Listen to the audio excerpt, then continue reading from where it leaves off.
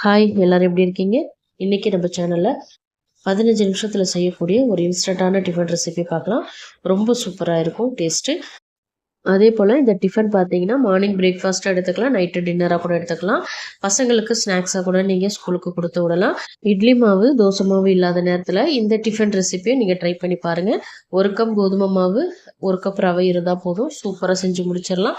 இப்போ வாங்க இந்த ரெசிபி எப்படி செய்கிறதுன்னு பார்க்கலாம். மெசரிங் கப்பால் 2 கப் அளவுக்கு நான் கோதுமை மாவு எடுத்திருக்கேன்.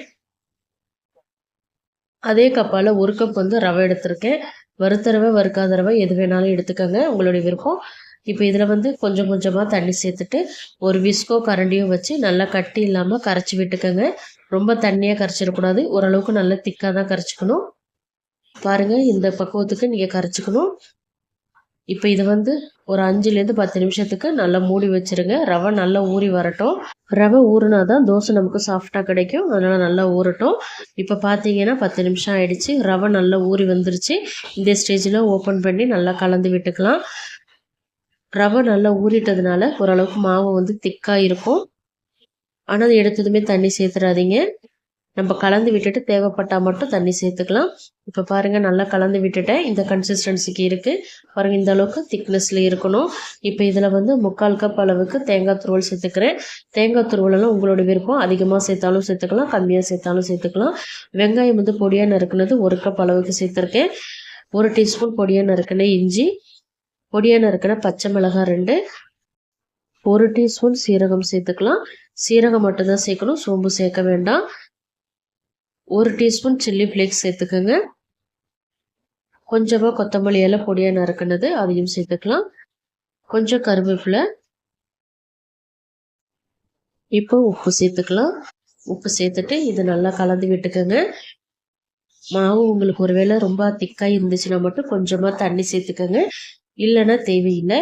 எனக்கு ரொம்ப திக்காக இருக்கிறதுனால நான் கொஞ்சமாக தண்ணி சேர்த்துக்கிறேன். தண்ணி சேர்த்துட்டு மறுபடியும் இதை நல்லா கலந்து விட்டுக்கோங்க.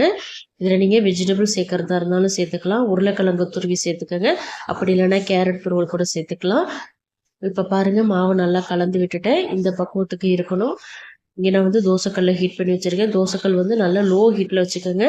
ரொம்ப அதிகமாக சூடாயிடுச்சு அப்படின்னா நமக்கு தோசை திரட்டுறதுக்கு வராது. நல்ல தோசைக்கல் நல்ல குறைவான தீயில் வச்சுக்கிட்டு இப்போ மாவு சேர்த்துட்டு நல்லா திரட்டி விட்டுக்கோங்க. ஓரளவுக்கு சின்ன ரவுண்டாக திக்காக திரட்டி விட்டுக்கோங்க. இப்போ நல்லா திரட்டினதுக்கப்புறம் தேவையான அளவு எண்ணெய் சேர்த்துக்கலாம். எண்ணெய் கொஞ்சம் தாராளமாகவே சேர்த்துக்கோங்க. எண்ணெய் தாராளமாக சேர்க்கும் போது நல்லா நமக்கு உள்ளாரெல்லாம் வெந்து வரும். இப்போ மீடியம் ஃப்ளேமில் வச்சுட்டு நல்லா குக் பண்ணிக்கோங்க. குக் ஆகட்டும். நீங்கள் எண்ணெய்க்கு பதிலாக பட்டர் கூட யூஸ் பண்ணிக்கலாம். இப்போ திருப்பி விட்டு இன்னொரு சைடு நல்லா குக் பண்ணிக்கலாம். கலர் நல்லா நமக்கு கோல்டன் கலரில் வரணும், அது வரைக்கும் நல்லா குக் பண்ணிக்கோங்க. இப்போ திருப்பி விட்டுக்கலாம். இப்போ பாருங்கள், இதோட கலர் இந்த அளவுக்கு வந்திருக்கு. பார்க்கறதுக்கு ரொம்ப அழகாக இருக்குது பாருங்கள். சூப்பராக இருக்கும் டேஸ்ட்டு. கண்டிப்பாக பசங்களுக்கு செஞ்சு கொடுங்க. சைடிஷே தேவைப்படாது, கேட்டு வாங்கி சாப்பிடுவாங்க. கட்டாயமாக இந்த ரெசிபி உங்களுக்கு பிடிச்சிருக்கும் நம்புகிறேன்.